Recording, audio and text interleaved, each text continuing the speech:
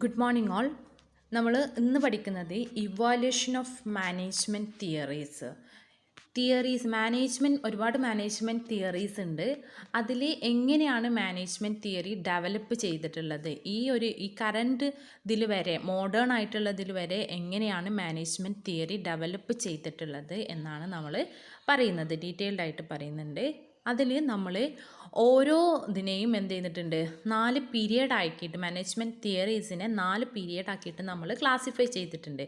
ഒന്നാമത്തേൽ management in ancient civilisation, 2 management during the medieval period, then scientific and functional approach to management in modern period. Management in ancient സിവിലൈസേഷനിൽ management എങ്ങനെയായിരുന്നു, അതായത് നമുക്ക് പുരാതന കാലത്ത് എങ്ങനെയായിരുന്നു management. Then management during the medieval പീരിയഡിൽ മാനേജ്മെൻറ്റിൻ്റെ അവസ്ഥ എങ്ങനെയായിരുന്നു. Then scientific and functional approach to മാനേജ്മെൻറ്റിൽ സയൻറ്റിഫിക് രീതിയിലും ഫങ്ഷണൽ ആയിട്ടുള്ള അപ്രോച്ചൊക്കെ വന്നപ്പോൾ മാനേജ്മെൻറ്റിൻ്റെ ഡെവലപ്മെൻറ്റ് എങ്ങനെയാണ്. പിന്നെ മാനേജ്മെൻറ്റ് മോഡേൺ പീരിയഡിൽ മാനേജ്മെൻറ്റിന് എത്രത്തോളം ഡെവലപ്മെൻറ്റ് ഉണ്ടായിട്ടുണ്ട് എന്നുള്ള കാര്യങ്ങളാണ് നമ്മൾ എന്ത് ചെയ്യുന്നത്, പഠിക്കുന്നത്. അപ്പോൾ നമുക്ക് നോക്കാം. Pre scientific management theory. Pre scientific എന്ന് പറഞ്ഞിട്ടുണ്ടെങ്കിൽ നമ്മുടെ മാനേജ്മെൻറ്റ് ഇൻ ആൻഷ്യൻ സിവിലൈസേഷനും മാനേജ്മെൻറ്റ് ഡ്യൂറിങ് ദ മിഡീവൽ പീരീഡിനെയും നമുക്ക് എന്ത് ചെയ്യാം പ്രീ സയൻറ്റിഫിക് മാനേജ്മെൻറ്റ്, അതായത് സയൻറ്റിഫിക് മാനേജ്മെൻറ്റ് വരുന്നതിന് മുമ്പുള്ള തിയറീസാണ് ഇത്. മാനേജ്മെൻറ്റ് ഇൻ ആൻഷ്യൻ സിവിലൈസേഷനിലുള്ള മാനേജ്മെൻറ്റ് ഡ്യൂറിങ് ദ മിഡീവൽ പീരിയഡിലുള്ള മാനേജ്മെൻറ്റും. Based on the evaluation of the management thought, ഈ മാനേജ്മെൻറ്റ് ഇൻ ആൻഷ്യൻ സിവിലൈസേഷനും ഡ്യൂറിങ് മിഡീവൽ പീരിയഡിലും ഈ രണ്ട് പീരിയഡിലെ മാനേജ്മെൻറ്റ് തിയറീസും എന്ന് പറയുന്നത് എന്തിൻ്റെ ബേസിലായിരിക്കും? മാനേജ്മെൻറ്റ് തോട്ട്, ഓരോ ആളുകൾ പറഞ്ഞിട്ടുള്ള തോട്ടിൻ്റെ ബേസിലായിരിക്കും. ചിന്തകളുടെ അല്ലെങ്കിൽ അവരുടെ കാഴ്ചപ്പാട് അല്ലെങ്കിൽ അവരുടെ എക്സ്പീരിയൻസ്, ഇങ്ങനെയുള്ള ഓരോന്നിൻ്റെയും ബേസിലായിരിക്കും ഈ പ്രീ സയൻറ്റിഫിക് ആയിട്ടുള്ള മാനേജ്മെൻറ്റ് തിയറീസ്. അതിൽ വരുന്ന മേജർ തിങ്കേഴ്സാണ് ചാൾസ് ബാബേജ്, ജെയിൻ മോൺട്ഗോമറി, റോബർട്ട് ഓവൻ, ഡ്യൂപ്പിൻ എന്ന് പറഞ്ഞിട്ടുള്ള സയൻറ്റിസ്റ്റ് ഏതിൽ വരുന്നതാണ്? പ്രീ സയൻറ്റിഫിക് മാനേജ്മെൻറ്റ് തിയറീസിൽ വരുന്ന ആൾക്കാരാണ് ഇവരൊക്കെ. ഇവരുടെ തോട്ടും ഇവരുടെ എക്സ്പീരിയൻസും ഇവരുടെ എക്സ്പെരിമെൻറ്റ്സൊക്കെ ബേസ് ചെയ്തിട്ടുള്ള തിയറീസാണ് pre scientific management theory. They contributed much to development scientific management. എന്ത് ചെയ്തിട്ടുണ്ട്? ഈ ആൾക്കാരൊക്കെ എന്ത് ചെയ്തിട്ടുണ്ട്? സയൻറ്റിഫിക് മാനേജ്മെൻറ്റിന് ഒരുപാട് കോൺട്രിബ്യൂട്ട് ചെയ്തിട്ടുണ്ട്. സയൻറ്റിഫിക് മാനേജ്മെൻറ്റിന് നമ്മൾ FW Taylor, Henry Fayol, weber, അങ്ങനത്തെ ഒരുപാട് പേരുണ്ട്. അവരൊക്കെ തിയറീസ് എന്തിൽ നിന്ന് എടുത്തിട്ടുള്ളതാണ്? ഈ ഇവരുടെ തിയറീസിൽ നിന്നും എടുത്തിട്ടുള്ള തിയറീസാണ്. പക്ഷെ അതെന്തായിരിക്കും? സയൻറ്റിഫിക്കലി പ്രൂവൺ ആയിരിക്കും. ഇത് അവരുടെ എക്സ്പീരിയൻസ് അല്ലെങ്കിൽ അവരുടെ തോന്നലുകൾ, അവരുടെ ചിന്ത, അതൊക്കെ ബേസ് ചെയ്തിട്ടുള്ള ഒരു തിയറീസാണ് pre scientific management theory. Then scientific and functional approach to management. മൂന്നാമത്തെ ഒരു പീരിയഡിലുള്ള ഒരു മാനേജ്മെൻറ്റ് തിയറീനെ പറയുന്ന പേരാണ് scientific and functional approach to management. അതിലുള്ള 2 ആൾക്കാരാണ് സയൻറ്റിഫിക് മാനേജ്മെൻറ്റ് ബൈ FW ടൈലറും മോഡേൺ മാനേജ്മെൻറ്റ് ബൈ ഹെൻറി ഫയോളും. ഇവരുടെ തിയറീസാണ് നമുക്ക് കൂടുതലായിട്ടും എക്സാമിന് ചോദിക്കാറ്. ബാക്കിയും ഒരുപാട് ആൾക്കാരുണ്ട്. അതൊക്കെ നിങ്ങൾ ടെക്സ്റ്റിൽ നോക്കി ജസ്റ്റ് ഒന്ന് വായിച്ച് നോക്കിയാൽ മതി. ഇവരുടെ തിയറീസാണ് നമുക്ക് ഇമ്പോർട്ടൻ്റ് ആയിട്ട് എക്സാമിന് നമുക്ക് ചോദിക്കൽ. അപ്പോൾ നമുക്ക് നോക്കാം. Scientific management by FW Taylor.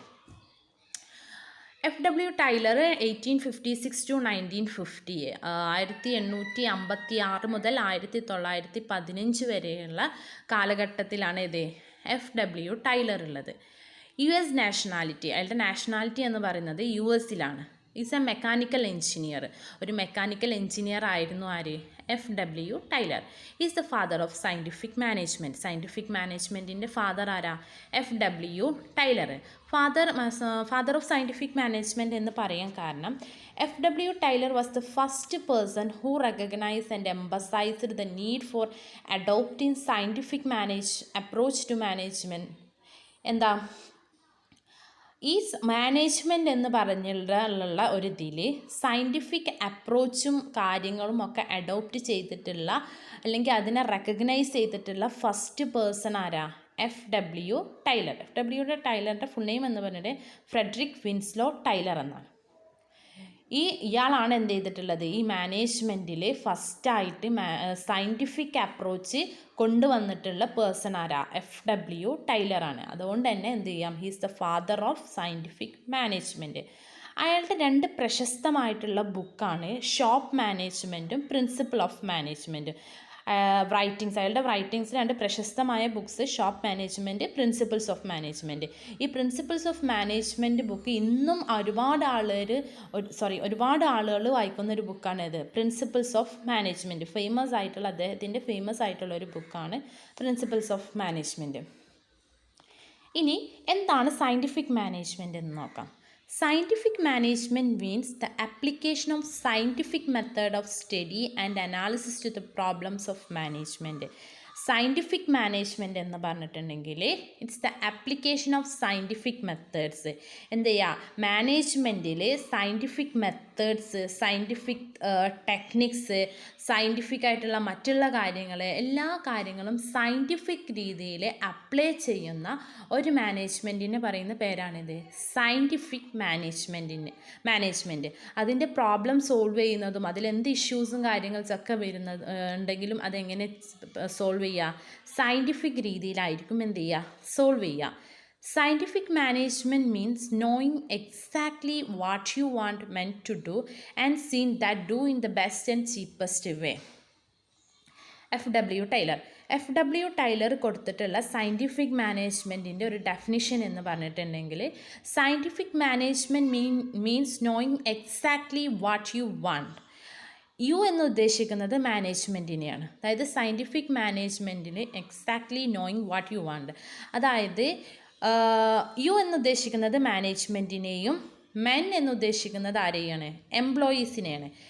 Knowing exactly what you want, അതായത് മാനേജ്മെൻറ്റിന് എന്താണോ ആവശ്യമുള്ളത് അതെന്ത് ചെയ്യുക, വ്യക്തമായിട്ട് മനസ്സിലാക്കുക. ഓർഗനൈസേഷനിലെ മാനേജ്മെൻറ്റിന് എന്താണോ ആവശ്യമായിട്ടുള്ളത് അത് വ്യക്തമായിട്ട് മനസ്സിലാക്കുക. മെൻ ടു ഡു, അതായത് മെൻ എന്ന് ഉദ്ദേശിക്കുന്നത് ആരാ, എംപ്ലോയീസിനെയാണ്.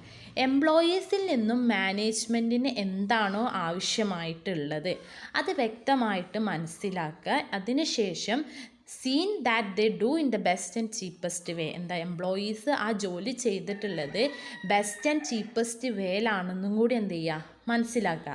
അതായത് മാനേജ്മെൻറ്റ് എംപ്ലോയീസിൽ നിന്നും പ്രതീക്ഷിക്കുന്നത് എന്താ, മാക്സിമം പ്രൊഡക്ഷൻ ഉണ്ടായാൽ എന്തുണ്ടാവുള്ളൂ, മാക്സിമം പ്രോഫിറ്റ് കമ്പനിക്ക് ഏൺ ചെയ്യാൻ പറ്റുള്ളൂ. അപ്പോൾ എംപ്ലോയീസ് നടത്തിയിട്ടുള്ള പ്രൊഡക്ഷനും കാര്യങ്ങളും നല്ല രീതിയിലാണോ, ചീപ്പസ്റ്റ് വേ ഉപയോഗിച്ചിട്ടാണോ ഒരു പ്രൊഡക്ഷൻ നടത്തിയിട്ടുള്ളത്, അവരുടെ എഫിഷ്യൻസി കാര്യങ്ങളൊക്കെ എന്ത് ചെയ്യുക, നോക്കി മനസ്സിലാക്കുക. അതാണ് ഏതെന്ന് പറഞ്ഞിട്ടുണ്ടെങ്കിൽ സയൻറ്റിഫിക് മാനേജ്മെൻറ്റിന് FW ടൈലർ കൊടുത്തിട്ടുള്ള ഡെഫിനിഷൻ.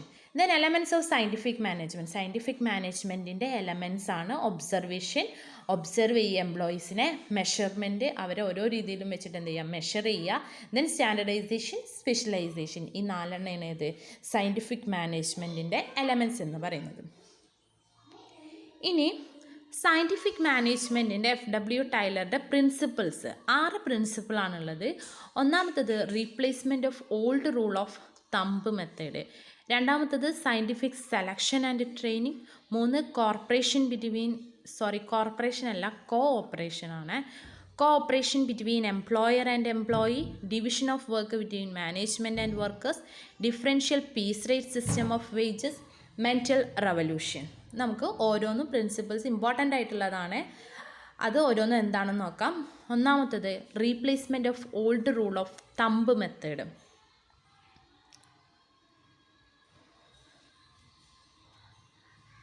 അതിൽ പറയുന്നത് according to the principle Taylor insist that each job performed in the organisation should be based on scientific enquiry and not on induction, experience and hit and miss method.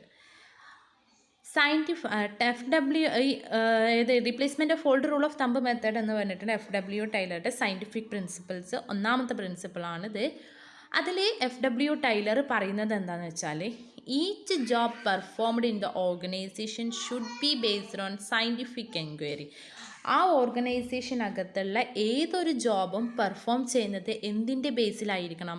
Scientific രീതിയിലായിരിക്കണം. Scientific എൻക്വയറിൻ്റെ ബേസിൽ, അല്ലെങ്കിൽ scientific approach, scientific methods, scientific techniques, ഈ ഉള്ള കാര്യങ്ങളൊക്കെ ഇതിൻ്റെയൊക്കെ base ചെയ്തിട്ടായിരിക്കണം എന്ത് ചെയ്യുന്നത്, ആ ഓർഗനൈസേഷനിലെ ഏതൊരു ജോബും പെർഫോം ചെയ്യുന്നത്. And not on induction, experience and hit and miss method. എന്തിൻ്റെ ബേസിലായിരിക്കരുത്? മാനേജ്മെൻറ്റിൻ്റെ ഇൻഡ്യൂഷൻ എന്ന് പറയുന്നത് തോന്നലുകൾ, അല്ലെങ്കിൽ അവരുടെ എക്സ്പീരിയൻസ്, അവരുടെ hit and error, trial and error method, ഓരോരോ ട്രയൽ ആൻഡ് എറർ അവർക്ക് തോന്നിയ പോലെ അങ്ങനെ ഒന്നും ആയിരിക്കരുത് എന്ത് അവരുടെ ജോബ് പെർഫോം ചെയ്യേണ്ടത്. പ്രീ സയൻറ്റിഫിക് ആയിട്ടുള്ള അപ്രോച്ചിൽ അങ്ങനെയായിരുന്നു. അവരുടെ എക്സ്പീരിയൻസ് ബേസിൽ, അവരുടെ ഇൻഡ്യൂഷന്, അങ്ങനത്തെ ഒരു ബേസിലായിരുന്നു എന്ത് ചെയ്തിട്ടുള്ളത്, സ്റ്റാർട്ട് ചെയ്തിട്ടുള്ളത്. പക്ഷേ സയൻറ്റിഫിക് മാനേജ്മെൻറ്റിൽ ഇങ്ങനെയൊന്നും, മാനേജ്മെൻറ്റിൻ്റെ തോന്നൽ ബേസ് ചെയ്ത്, അല്ലെങ്കിൽ അവരുടെ നോളജ്, അല്ലെങ്കിൽ അവരുടെ എക്സ്പീരിയൻസ്, അവരുടെ ട്രയൽ ആൻഡ് എറർ മെത്തേഡ്, അങ്ങനത്തെ ബേസിൽ കിട്ടിയാൽ കിട്ടി, പോയാൽ പോയി, KKPP ഇല്ലേ, കിട്ടിയാൽ കിട്ടി, പോയാൽ പോയി, അങ്ങനത്തെ ഉള്ളൊരു ബേസിലൊന്നും ആയിരിക്കരുത് എന്ത് ചെയ്ത് മാനേജ്മെൻറ്റ് എന്ന് പറഞ്ഞത്. സയൻറ്റിഫിക്കലി പ്രൂവൺ ആയിട്ടുള്ള നോളജ് വെച്ചിട്ടായിരിക്കണം എന്ത് ചെയ്യേണ്ടത്, ഒരു ഓർഗനൈസേഷനിലെ ജോബ് എന്ത് ചെയ്യേണ്ടത്, പെർഫോം ചെയ്യേണ്ടത്. അതാണ് replacement of old rule of thumb method. അതായത് ഓൾഡ് പ്രീ സയൻറ്റിഫിക് രീതിയിൽ എന്ത് ചെയ്യുന്നത്, അവരുടെ മാനേജ്മെൻറ്റിൻ്റെ ഇൻഡ്യൂഷൻ അല്ലെങ്കിൽ അവരുടെ എക്സ്പീരിയൻസ് ഒക്കെ ബേസ് ചെയ്തിട്ടായിരിക്കും എന്ത് മാനേജ്മെൻറ്റിനെ.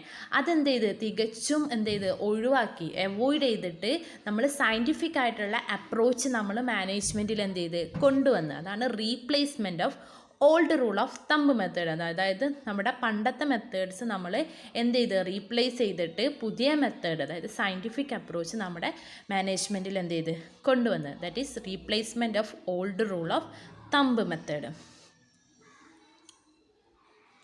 ഇനി രണ്ടാമത്തത് scientific selection and training.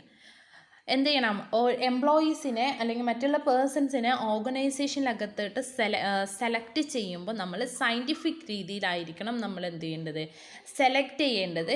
Scientific രീതിയിലായിരിക്കണം നമ്മൾ എന്ത് ചെയ്യേണ്ടത്, ട്രെയിനിങ്ങും കൊടുക്കേണ്ടത്. അവർക്ക് ആവശ്യമായിട്ടുള്ള ട്രെയിനിങ്ങും പ്രൊവൈഡ് ചെയ്യേണ്ടത് എങ്ങനെയായിരിക്കണം, സയൻറ്റിഫിക് രീതിയിലായിരിക്കണം. Workers should be selected scientifically.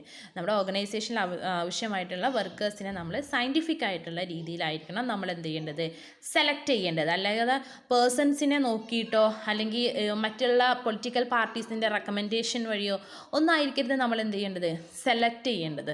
പേഴ്സൺസിൻ്റെ knowledge, അവരുടെ കപ്പബിലിറ്റി, അവരുടെ സ്കിൽസ് എന്നുള്ള കാര്യങ്ങളും ഓരോന്നും മെഷർ ചെയ്തിട്ടായിരിക്കണം നമ്മൾ എന്ത് ചെയ്യേണ്ടത്, നമ്മൾ എംപ്ലോയീസിനെ സെലക്ട് ചെയ്യേണ്ടത്.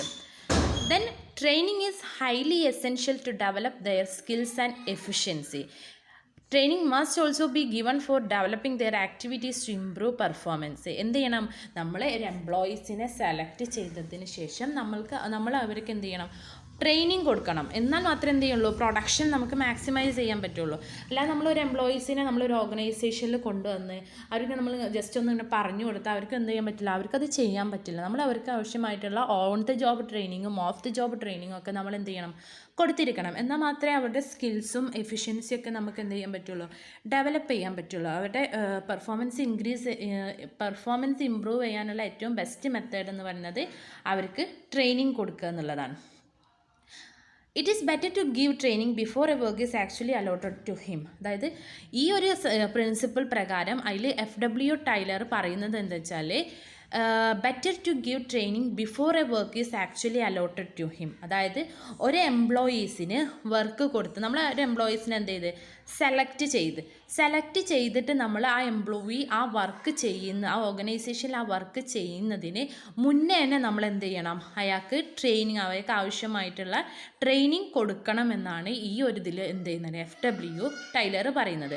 അല്ലാതെ നമ്മൾ ഒരുപാട് വർക്ക് ചെയ്ത് അതിനുശേഷം അത് ശരിയായില്ല എന്നുണ്ടെങ്കിൽ നമ്മൾ ട്രെയിനിങ് കൊടുക്കുക, അങ്ങനെ ആയിരിക്കരുത്. അപ്പോൾ നമ്മുടെ ഒരുപാട് പ്രൊഡക്ഷനും സംഭവങ്ങളൊക്കെ നമുക്ക് എന്ത് ചെയ്യും, വേസ്റ്റ് വരും. അയാൾക്ക് അറിയാതെ ഒരുപാട് പ്രൊഡക്ഷനൊക്കെ നടത്തിയാൽ അയാൾക്ക് വേസ്റ്റ്, സ്ക്രാപ്പ് അങ്ങനത്തെ കാര്യങ്ങളൊക്കെ വരും. പക്ഷേ ഒരു എംപ്ലോയീസിനെ ഓർഗനൈസേഷനിൽ സെലക്ട് ചെയ്ത് അത് വർക്ക് ചെയ്യുന്ന മുന്നേ അയാൾക്ക് എന്ത് ചെയ്യുക, സയൻറ്റിഫിക് ആയിട്ടുള്ള രീതിയിലുള്ള ട്രെയിനിങ്ങും കാര്യങ്ങളും അയാൾക്ക് പ്രൊവൈഡ് ചെയ്യുക എന്നാണ് ആര് പറയുന്നത്, FW ടൈലർ പറയുന്നത്. ഇനി മൂന്നാമത്തത് cooperation between employer and employee എന്തുണ്ടായിരിക്കണം, എംപ്ലോയറും ആ ഓർഗനൈസേഷനിനകത്തുള്ള എംപ്ലോയറും എംപ്ലോയിയും സുപ്പീരിയറും സബോർഡിനേറ്റും തമ്മിൽ നല്ലൊരു കോഓപ്പറേഷൻ ഉണ്ടായിരിക്കണം, നല്ല റിലേഷൻഷിപ്പ് ഉണ്ടായിരിക്കണം, നല്ല കമ്മ്യൂണിക്കേഷന് ഉണ്ടായിരിക്കണം. This principle state that there should be a cooperation between employer and employee. എംപ്ലോയറും എംപ്ലോയിയും തമ്മിൽ നല്ലൊരു കോഓപ്പറേഷൻ ഉണ്ടായിരിക്കണം. അതിന് കോപ്പറേഷൻ ഉണ്ടാവുമ്പോൾ എന്തായിരിക്കും,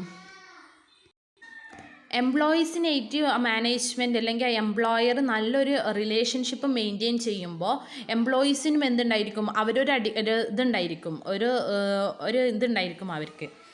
അവർ ഞങ്ങളെല്ലാം കൺസിഡർ ചെയ്യുന്നുണ്ട്, അവരുടെ ഐഡിയാസും എംപ്ലോയീസിൻ്റെ ഐഡിയാസും അവരുടെ കാര്യങ്ങൾസും അവർക്കുള്ള ഇൻഫ്രാസ്ട്രക്ചറലായിട്ടുള്ള ഫെസിലിറ്റീസും നല്ല വർക്കിംഗ് കണ്ടീഷൻസും ഒക്കെ അവർക്ക് പ്രൊവൈഡ് ചെയ്യുമ്പോൾ എന്തുണ്ടായിരിക്കും, എംപ്ലോയീസിനും ഒരു എംപ്ലോയറുടെ കുറിച്ചൊരു മതിപ്പുണ്ടായിരിക്കും.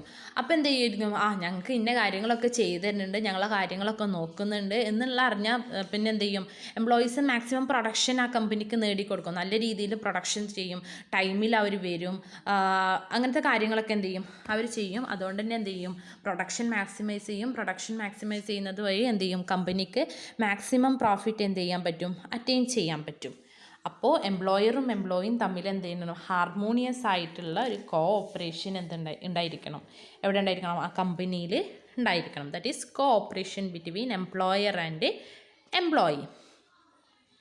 ഇനി division of work between management and the workers. എന്ത് ചെയ്യണം, മാനേജ്മെൻറ്റും വർക്കേഴ്സും തമ്മിൽ വർക്കിൻ്റെ കാര്യത്തിൽ ഒരു സയൻറ്റിഫിക് രീതിയിലുള്ള ഡിവിഷൻ ഓഫ് വർക്ക് ഉണ്ടായിരിക്കണം. Taylor advocated dividing responsibility between management and workers so that each worker would perform his duties more efficiently.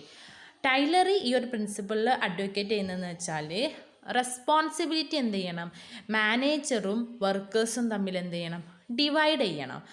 And worker would perform his duties more efficiently. അങ്ങനെ ഓരോ റെസ്പോൺസിബിലിറ്റീസും എന്ത് ചെയ്യുമ്പോൾ, ഡിവൈഡ് ചെയ്യുമ്പോൾ അതേപോലെ തന്നെ ഇതിൽ എന്ത് ചെയ്യാം, ഇപ്പം എംപ്ലോയീസിൻ്റെ ഐഡിയാസും എംപ്ലോയീസിൻ്റെ സ്കിൽസും അവിടെ കമ്പനിയിൽ അവരെയും കൂടെ കൺസിഡർ ചെയ്യുന്നുണ്ട് എന്ന് അവർക്ക് തോന്നിയിട്ടുണ്ടെങ്കിൽ എന്ത് ചെയ്യും, പ്രൊഡക്ഷൻ കൂടും. അവർ കമ്പനിയിൽ എഫിഷ്യൻ്റായിട്ട് എന്ത് ചെയ്യും, അവർ വർക്ക് ചെയ്യും. അത് പ്രൊഡക്ഷൻ കൂടും, അത് മാക്സിമം പ്രോഫിറ്റ് എന്ത് ചെയ്യാൻ പറ്റും, അച്ചീവ് ചെയ്യാൻ പറ്റും. അപ്പോൾ എംപ്ലോയറും എംപ്ലോയിയും തമ്മിൽ റെസ്പോൺസിബിലിറ്റീസും മറ്റുള്ള വർക്കും കാര്യങ്ങളും ഒക്കെ എന്ത് ചെയ്യണം, ഡിവൈഡ് ചെയ്തിട്ട് നല്ലൊരു റിലേഷൻഷിപ്പ്, നല്ലൊരു കമ്മ്യൂണിക്കേഷൻ വഴി എന്ത് ചെയ്യണം, മാനേജ്മെൻറ്റ് കണ്ടിന്യൂ ചെയ്യണം. That is division of work between management and workers.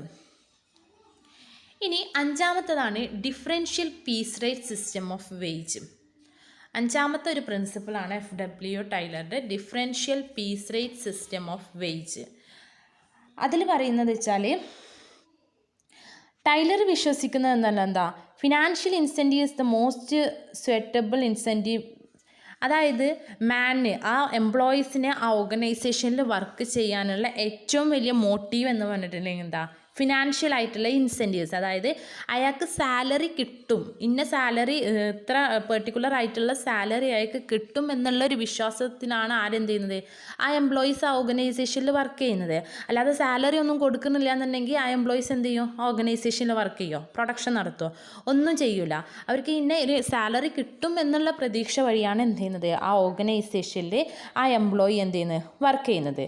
അപ്പോൾ ആ എംപ്ലോയീസിൻ്റെ എഫിഷ്യൻസിയും അവരുടെ വർക്കിൻ്റെ സ്പീഡും ഒക്കെ ഇൻക്രീസ് ചെയ്യാനുള്ള ഒരു ഇമ്പോർട്ടൻ്റ് ആയിട്ടുള്ള ടെക്നിക്ക് അല്ലെങ്കിൽ ഇമ്പോർട്ടൻ്റ് ആയിട്ടുള്ള ഇതെന്ന് പറഞ്ഞിട്ടുണ്ടെങ്കിൽ എന്താ, പീസ് റേറ്റ് സിസ്റ്റമാണ്. അതെന്ത് ചെയ്താൽ അവർക്ക് സാലറി കൊടുക്കുക, സാലറി കൊടുക്കുന്നത് വഴി എന്ത് ചെയ്യാൻ പറ്റും, അവരുടെ എഫിഷ്യൻസിയും സ്പീഡ് ഓഫ് വർക്കും ഒക്കെ എന്ത് ചെയ്യാൻ പറ്റും, നമുക്ക് ഇൻക്രീസ് ചെയ്യാൻ പറ്റും. അപ്പോൾ നമ്മൾ സാലറി കൊടുക്കുമ്പോൾ differential piece rate system of wages നമ്മൾ എന്ത് ചെയ്യുക, അഡോപ്റ്റ് ചെയ്യുക.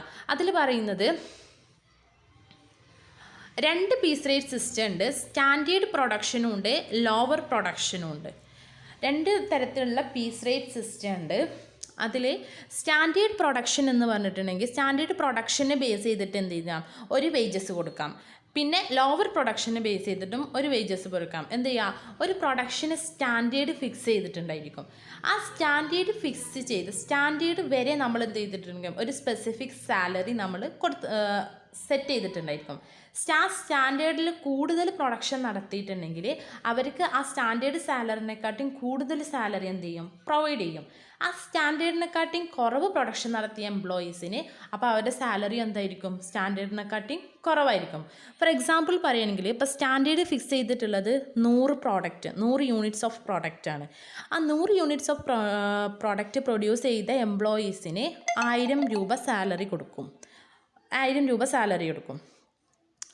അതിനെക്കാട്ടിയും 100 പ്രോഡക്ട്സിനെക്കാട്ടിയും കൂടുതൽ പ്രൊഡ്യൂസ് ചെയ്യുന്ന ആൾക്കാർക്ക് അതിൻ്റെ ബേസ് ചെയ്തിട്ട് 1000, 2000, 3000 അങ്ങനെ കൊടുക്കാം. ആ സ്റ്റാൻഡേർഡിനെക്കാട്ടിയും കുറവ്, അതായത് 85, 75, 50 അങ്ങനെയൊക്കെ പ്രൊഡ്യൂസ് ചെയ്ത ആൾക്കാർക്ക് സാലറി എന്തായിരിക്കും? 1000നും കുറവായിരിക്കും. അതാണ് ഏത് പറയുന്നത്? ഡിഫറൻഷ്യൽ പീസ് റേറ്റ് സിസ്റ്റമിൽ പറയുന്നത്. ഡിഫറൻഷ്യൽ ആയിട്ടുള്ള പീസ് റേറ്റ് സിസ്റ്റം കൊടുക്കുമ്പോൾ എംപ്ലോയീസിന് എന്ത് ചെയ്യും? അവർ കൂടുതൽ എഫിഷ്യൻ്റ് ആയിട്ട് വർക്ക് ചെയ്യാൻ തുടങ്ങും. കാരണം അവർക്ക് സ്റ്റാൻഡേർഡിനെക്കാട്ടിയും കൂടുതൽ പ്രൊഡക്ഷൻ നടത്തുമ്പോൾ അവർക്ക് എന്ത് ചെയ്യും? കൂടുതൽ പ്രോഫിറ്റ് കൂടുതൽ സാലറി കിട്ടും എന്നുള്ള ഒരിതുണ്ടായതുകൊണ്ട് അവരെന്ത് ചെയ്യും? മാക്സിമം പ്രൊഡക്ഷൻ നടത്തും. അത് കമ്പനിക്ക് മാക്സിമം പ്രോഫിറ്റ് അറ്റൈൻ ചെയ്യാൻ പറ്റും. ഇനി ആറാമത്തെ ഒരു പ്രിൻസിപ്പിളാണ് മെൻ്റൽ റെവല്യൂഷൻ. മെൻ്റൽ റെവല്യൂഷനിൽ പറയുന്നത് Taylor believed that in order to experiment his ideas of scientific management in organization, there should be complete change in the outlook and attitude of the employer and employee. ഒരു ഓർഗനൈസേഷനിൽ എന്ത് ചെയ്യണം? അയാളുടെ എക്സ്പെരിമെൻറ്റിൽ പറയുന്നത് ആ ഓർഗനൈസേഷനിലകത്തുള്ള എംപ്ലോയീസിൻ്റെയും അല്ലെങ്കിൽ എംപ്ലോയറുടെയും ആറ്റിറ്റ്യൂഡിൽ എന്തുണ്ടായിരിക്കണം? Complete change ഉണ്ടായിരിക്കണം. അതായത് അയാളുള്ള ആറ്റിറ്റ്യൂഡ് വെച്ചിട്ടായിരിക്കരുത്, അയാളുടെ ഹൈ എഫിഷ്യൻറ്റ് നല്ല രീതിയിലുള്ള ഒരു ആറ്റിറ്റ്യൂഡ് വെച്ചിട്ടായിരിക്കണം ആ ഓർഗനൈസേഷനിൽ എന്ത് ചെയ്യേണ്ടത്? പ്രവർത്തിക്കേണ്ടത്. Promote team work and mutual work. രണ്ടുപേരും എംപ്ലോയറും എംപ്ലോയിയും തമ്മിൽ പരസ്പര ബന്ധത്തോടും പരസ്പര റിലേഷനിലൂടെയും കമ്മ്യൂണിക്കേഷൻ, നല്ലൊരു രീതിയിലുള്ള കമ്മ്യൂണിക്കേഷനിലൂടെയും ആയിരിക്കണം എന്ത് ചെയ്യേണ്ടത്? പ്രവർത്തിക്കേണ്ടത്. അങ്ങനെ പ്രവർത്തിക്കുന്നത് വഴി എന്ത് ചെയ്യും? അവർക്ക് ഓർഗനൈസേഷനിലെ പ്രോഫിറ്റ് നല്ല രീതിയിൽ എന്ത് ചെയ്യാൻ പറ്റും? അച്ചീവ് ചെയ്യാൻ പറ്റും. That is mental revolution. അപ്പോൾ 6 പ്രിൻസിപ്പിൾസ് ഉണ്ട്. Replacement of old rule of thumb method, scientific selection and training, cooperation between employer and employee, division of work between management and workers, differential piece rate system of wages, mental revolution. ഇത്രയും പ്രിൻസിപ്പിൾസാണ് ആര്? സയൻറ്റിഫിക് മാനേജ്മെൻറ്റിലെ FW Taylor introduce ചെയ്തിട്ടുള്ള 6 principles. അപ്പോൾ ഇന്ന് ഇത്രയാണ് പഠിച്ചത്. എന്തൊക്കെയാണ് പഠിച്ചത്? Evaluation of management theories, management ഈ ഒരു കറൻറ്റ് സിറ്റുവേഷനിൽ വരെ എത്തുന്ന ഒരു മാനേജ്മെൻറ്റ് തിയറീസിൻ്റെ ഡെവലപ്മെൻറ്റിനെ കുറിച്ച് പഠിച്ചത്. ഇത് management in ancient civilisation during medieval period. ഈ 2 പീരിയഡിനെ എന്ത് പറയാം? പ്രീ സയൻറ്റിഫിക് മാനേജ്മെൻറ്റ് തിയറി എന്ന് പറയാം. അതിൽ എന്ത് ചെയ്തിട്ടുണ്ടായിരിക്കും? മാനേജ്മെൻറ്റ് തോട്ടിനെ ബേസ് ചെയ്തിട്ടായിരിക്കും ഈ 2 തിയറീസും. അതിലെ മേജർ തിങ്കേഴ്സ് പറഞ്ഞ്, പിന്നെ scientific and functional approach to management, അത് 2 പേരാണുള്ളത്. FW ടൈലറുടെ സയൻറ്റിഫിക് മാനേജ്മെൻറ്റും ഹെൻറി ഫയോളിൻ്റെ മോഡേൺ മാനേജ്മെൻറ്റും. അത് നമ്മൾ നെക്സ്റ്റ് ക്ലാസ്സിൽ നമ്മൾ അയാളുടെ പ്രിൻസിപ്പിൾസും കാര്യങ്ങളൊക്കെ പഠിക്കും. ഇനി നമുക്ക് മോഡേൺ മാനേജ്മെൻറ്റ് പീരിയഡും കൂടെ പഠിക്കാനുണ്ട്. അത് നെക്സ്റ്റ് ക്ലാസ്സിൽ ഡീറ്റെയിൽ ആയിട്ട് പഠിക്കും. പിന്നെ സയൻറ്റിഫിക് മാനേജ്മെൻറ്റിൻ്റെ ഫാദർ ആരാണ്? FW ടൈലറാണ്. അയാളാണ് എന്ത് ചെയ്തിട്ടുള്ളത്? സയൻറ്റിഫിക് മാനേജ്മെൻറ്റിൽ സയൻറ്റിഫിക് ആയിട്ടുള്ള അപ്രോച്ച് ഫസ്റ്റായിട്ട് റെക്കഗ്നൈസ് ചെയ്തിട്ടുള്ള പേഴ്സണ്. പിന്നെ പ്രിൻസിപ്പിൾസ്. Okay, thank you.